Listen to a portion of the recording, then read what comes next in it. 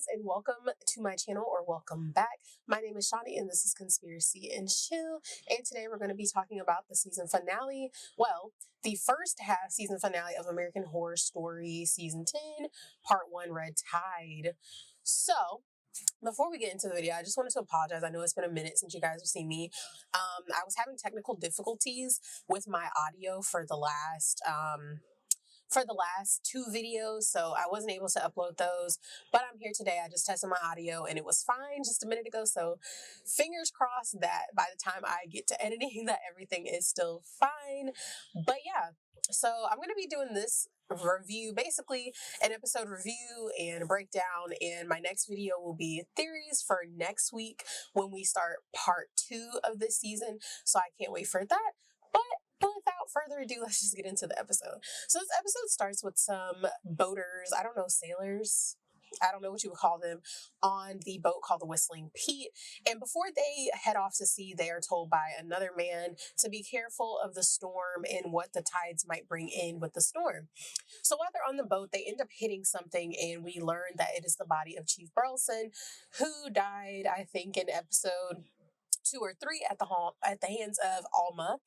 And we next cut to a scene of the council in Provincetown kind of talking about everything. So before I get into that, when I saw the previews from last week, I definitely thought the body was going to be Karen's.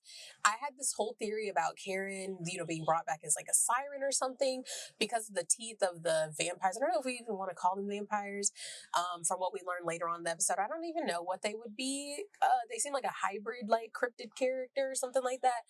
But I was definitely expecting TB Karen to come back, but that did not happen, as we see the body was Chief Burleson's, and we didn't hear anything else about Karen for the rest of the episode. So back to the council meeting, the people are just talking about random things like repainting houses and just basic stuff like that no one really cares about when a new police chief comes in. I think she's like a state chief or whatever, head of police, and she comes in and she announces to them that Chief Burleson's body was found in the ocean. And I'm sorry if I sound weird. My allergies are allergying. But anyway, the townspeople, Holden is amongst the people on the council, and so is the lady who sold the house to Harry and Doris in the first episode. And they're not really taking it serious that Chief Burleson's body was found. They're like, maybe she took a midnight swim and the lady's like in her uniform. Like, it's pretty clear that she was murdered because the police captain also mentions that there have been numerous amounts of bodies found with their throats slit and their blood drained. So obviously this is a thing that is happening. This isn't just a one-off thing, and they think it's a serial killer. But the council people are just like, it's just a shark, like, whatever. And they say that this is, I think they said a winter problem, which I think was also the name of the episode, if I'm not mistaken.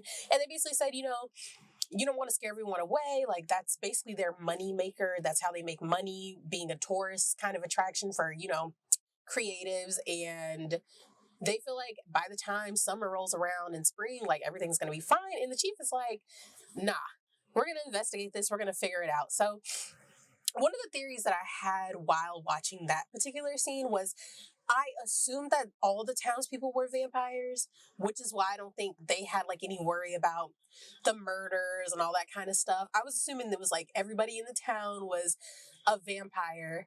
I should probably stop calling them vampire, a vampiric creature. But we later learned that that's not true because it's just the way that they were so nonchalant about everything. And it just, to me, seemed like they didn't care because obviously they were doing the same things. So basically after that, another thing that I kind of picked up on was Holden. Like, he did this whole like lip rub thing. Like, I don't know. It looked like after you eat something and you rub your lips, like, I was again thinking Holden is definitely a vampire. That was one of my theories, that he was too, because we saw in the episode where the chemist moved in that he was a realtor and then eventually he became a designer. So I was thinking maybe he's on the pills and, he got his talent from the chemist. But again, wrong in my theory. And he said he was going to handle the cop. So I was like, he's definitely about to go sink his teeth into her neck. I was wrong. So after that, we cut to a scene of Holden meeting up with Austin Bell and the chemist, and he's basically telling them that they need to handle the problem before he has to handle it. And he also mentions how he prevented a Burger King from being brought in. So he pretty much is letting them know, like, I can get y'all out of here. Like, do what you need to do, get it done. And Bell basically blames the Hollywood people, aka Harry and his family, because obviously, Harry kind of took a turn once he left the pills and Alma got a hold to them. And we know the Belle is like, nah, we can't have some reckless child being one of us. And, she wants to eat the baby anyway for, more powers and stuff. And it was also funny, like, there are a lot of nods to like real life things in this season, things that are happening at the current time, which is not surprising because American Horror Story kind of always does that. But at one point, Belle was like, oh, she was saying like the QAnon, like conspiracy theories. And, she's basically, I don't want to say fourth wall breaking, but it's like situational, or is it dramatic irony? Like, oh, Hollywood ruins everything, he's doing all this crazy stuff or whatever. And, they're basically deciding like we have to do something about Harry and his family. So then we cut over to Harry's house, and Harry is talking to Ursula about his writing projects, and he's basically come up with at least 5 years worth of stuff. And he's like, we're done with the pills. We're not taking the pills anymore. I have enough stuff, backlogged. We're good. And Alma's like, hell no, like, Dad, that's for you. You're being selfish. Because obviously Alma is, she's a violinist. She can't just, she's a performer. She's a live performer. It's not the same as her father being a writer, a screenwriter. He has so many projects he can just release at any time. She can't really do that. So she's not with this whole situation of, stopping the pills. And Harry's like, nah, we got to do what we got to do as a family. Like, we can't be dependent on this. And I think he was being genuine. I definitely think he was being genuine. And he, says that he felt like he was selling his soul to get popular, which is true, because essentially you're not even alive anymore. You're a mystical being. Like, I don't know. Like, you really did sell your soul for, success, which, conspiracies, which, hello, like, that's a thing that people believe in, everyone believes that celebrities are in the Illuminati and they sold their souls and all that kind of stuff. So, so Alma, basically says, she talks about how she's not ready for it, and Alma is very problematic. Like, Alma is literally like just I don't know. I put in my notes that she is definitely evil, and she kind of has this look like she's not really with it for Harry, which will come to a point later on. So the next scene is Harry basically buying vitamins and stuff to kind of, wean them off of the pills slowly, and almost talking shit per usual because Alma is just evil. But as he's giving Alma the vitamins, he noticed like a flash through the door, and he's kind of like, is that Doris? Which I think he did love Doris. I think the mean stuff that he said to her in the end, I don't know if that was him trying to convince himself. Like, I can't really decide if Harry was just ain't shit or if he wasn't that bad, honestly. But he thought he saw Doris and almost like, she's a nobody, she's nothing, she never was, she could never be like us, she was never with us shooting in the gym, she can't sit with us. Typical Alma behavior. And Harry, he's like, no, like, that's your mom. Like, even though she's not alive anymore, she's still your mom. And Alma's just like, fuck it. But Harry notices that there's like a gap in the front door, like the doorknob was missing or something like that, and he starts panicking. And Ursula is on the phone at this time, and he's like, you guys didn't hear anything? Like, what's going on? And he goes upstairs, and baby Eli is missing from his bassinet. And in his place is a note from Belle Noire, basically telling Harry that he needs to come to her house immediately, and he needs to bring Alma. So they end up going over, like, he's talking to Alma and Ursula about the plan. And, he's like, I can't lose you guys. Like, I love my children. Like, I can't lose you. And then Alma's like, you have to do it. And Ursula's going to be there with us. And Ursula's like, I'm not going over there. And Alma calls Ursula a chicken shit little bitch. And Ursula was like, I'm not even going to say what I want to say, but, and I was like, this little girl is demonic. Like, last week's episode, I was like, kill Alma, kill Alma, kill Alma. Like, I would never condone a parent killing their child, but I was like, this little girl has to go. She's demonic. She's satanic. She needs to go. Honestly, she was giving hella bad seed vibes, which that was another theory that I had in the beginning, was that I've been trying to connect both seasons like so hard, and I'm just like, maybe one of her ancestors, one of Harry's ancestors, is like one of the bad people we've met in a previous season or something like that. And that's why Alma is evil. Because if you've seen the movie The Bad Seed, how like the grandma was like a murderer or something, and the child, like, basically, if you know The Bad Seed, it's like basically a story of, is evil genetic or do we become evil? Pretty much. And that's what I was feeling with Alma. So, while Harry and Alma are going to Belle's house, Ursula ends up going to the cemetery, and she is talking to the Pale One. She's like, "Hey, y'all, like, I'm here to give y'all a second chance." She has pills, and she's like, "This is a better batch. You guys got a terrible batch the first time, but here's a second chance." She compares him to Lawrence Fishburne. She's like, "This is your success," and she basically convinces the Pale people to take the pills. So back over at Belle Noire's, we have Harry and Alma. They walk in. Belle and Austin are there. They have little baby Eli on like a charcuterie board. And they're like, it's a baby charcuterie or whatever. And, Harry's like, we can work this out, blah, blah, blah.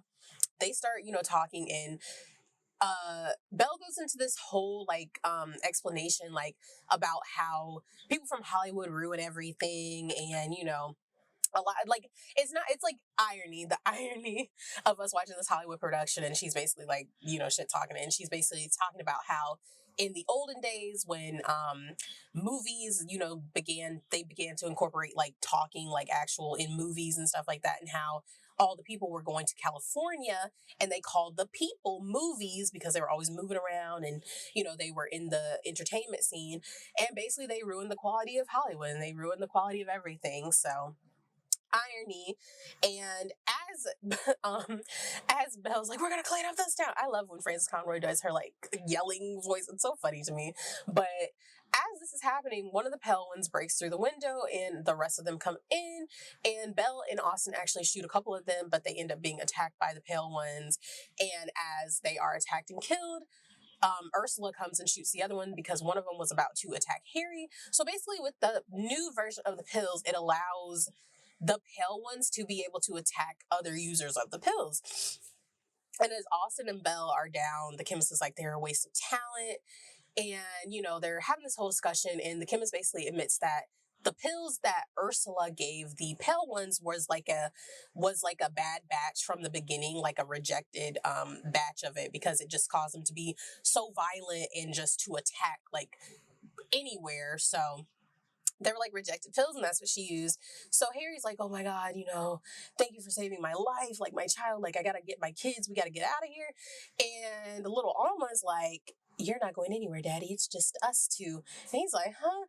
And she sinks her teeth into Harry's neck, and Harry is dead. And Ursula basically comes up with this plan to say that Harry basically went crazy and killed Austin and Belle and everyone else, and then he killed himself, which is like, how did he kill himself with his neck? And almost like, can you guys stop? Well, I can't eat with people watching. And I'm just like, oh my God, I'm sick of this little girl. Like, unalive this little girl. Like, I'm sorry. Like, that's horrible to say, but whatever.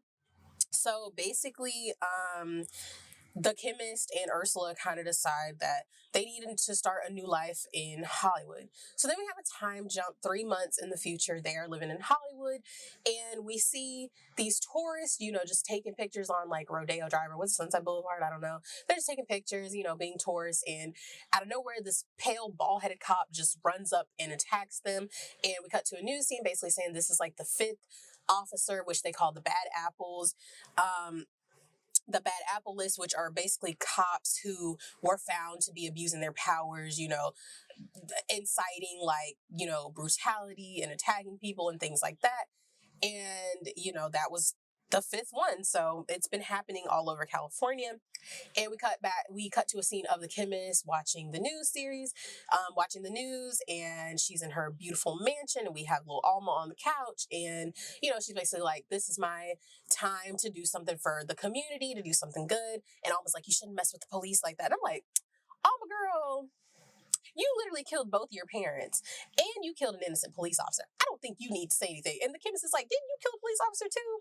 Like, and she was like, it was a reason. And the chemist is like, there's a reason behind this. So basically the chemist was deciding to kill the bad police officers, to get them out of there, which I'm like, I guess that's good, but innocent people got killed in the process. So is it really that good, sis? But whatever. And, her and Alma kind of go back and forth. And, Alma is just Alma, which I cannot stand. And then we have Ursula come in and she's basically complaining about how she was at a Starbucks and she basically gave the pills to like anybody that she saw with the MacBook writing a script. And the chemist is like, it's going to create more pale ones, right? And she's like, So then Alma's like, I'm hungry. And Ursula kind of sends her to this hustler. I hate that they use the term hustler. Like, I don't know. Like, I have not heard anybody use that term since like 2005, but Ryan Murphy apparently likes using that term this season. But like, I get it. And she goes in there and he's like, that's not what I expected. And she's like, me neither. And so obviously it cuts to black because she ate that poor innocent man. So then we go to Alma at like a performance. I can't remember like the exact name of it or whatever, but she is going against like an older, I think he might have been his late teens, early 20s prodigy on the violin. And Alma's just so cocky. She's like, I'm gonna win. And he's like, little girl, let me tell you something. So basically, he's trying to break down and tell Alma how her being so young in this industry is only going to create problems for her because they're all prodigies. And he was speaking some real stuff. He's like, they're only going to come to see you because you're so young and it's unusual. It's going to be like a freak show, but then eventually you're going to grow out of that because they're not going to care about what you're doing. They're just going to care about the fact that you're the youngest person doing it. And you're going to get bored of that. And she's like, nuh-uh. And it's like, girl. So she ends up attacking him. Obviously, we don't see it. But we go back to the lady who was going to pick the winner. And she's like, where is he? And almost like, he went out to smoke a cigarette. And they find him obviously dead with his neck bitten, of course. So next we go to another scene of this Story Prism lecture where basically this man, the speaker, is trying to teach people how to write screenplays and blah, blah, blah. There's like a guy that he ends up getting into an argument with, and the guy confronts him, and the guy's like, fuck you, and leaves. So, dude, like, he's like a, I guess you could say like a motivational speaker, whatever. Ursula comes to the stage, and she's basically talking about like talent and telling everybody, like, if you want to be talented, like, this is what you got to do. She ends up attacking the speaker because she's like, you only wrote one script in 1988. And he's like, wow, listen. And she basically tells the people to take the pills that are under their seats. And the guy's like, wait, are those drugs? And he's like, I don't condone, performance enhancing drugs. And she's just cusses him out again. Basically, all the people in the audience end up taking the pills. And of course, everyone turns and they attack the speaker, and we cut to the next scene of basically the whole town being in turmoil, everybody dying, attacking each other, and we have playing over the scene is a monologue from Ursula about hard work and greatness and how everyone is too lazy to, actually, reveal their greatness, and that's why everybody's mediocre. And it was, I thought it was stupid. And then we have the chemist watching all of the disaster happening with little baby Eli in the back. And she's like, oh, well, we got to find a new home. And that was the end of the episode. So personally, I did not like it. I thought it was pretty boring. I thought it was uneventful compared to what we saw last week and what we've seen the whole season leading up. I don't want to judge it too much because I do understand we are in the middle of a pandemic and that obviously had an impact on filming and stuff like that. But I don't know. It was weak. I didn't really like how there were just a lot of things that weren't answered. I feel like it was just rushed. I don't know. I hate, and I hated the ending. Like, I don't know. I don't know what it is with the last couple of like American Horror Story seasons, even in American Horror Stories. I don't like this whole like end of the world type thing that Ryan Murphy has going. Like, I don't know. It's like apocalypse. Like, I don't like it. It's just boring. This episode reminded me of Rabbit Rabbit, especially if you watch American Horror Stories. No, it's not called Rabbit Rabbit. It's called Drive-In. But if you watch episode 3 of American Horror Stories, Drive-In, this was literally kind of a similar narrative. Zombie people just attacking everyone. It all takes place in California, Hollywood being bad, and movies and TV. It's like it's trying to be meta, but it fails at it. And I don't know. It was weak. I don't know what else to say? Like, I do kind of hate that a lot of the theories that a lot of us had didn't really come to fruition. I definitely had a lot, a lot of things I was hoping to happen. Like I said, I was hoping that TB Karen would come back as like a siren or something. That would be the body that was found. I don't know. I wish there was more. And like I said, I don't want to judge it too much because I know that the pandemic definitely had an effect on it. But it just was lacking. And it's like with American Horror Story, when you've seen all the great seasons, like I personally, my stomach just growled really loud. I hope you guys can hear that on the mic. But personally, I feel like when you've had seasons like Murder House and Asylum, like Murder House and Asylum will always be my top seasons. Like I feel like nothing we've seen has ever topped those two seasons. Like those two seasons are just chef's kiss for me. But yeah, like I don't know. I just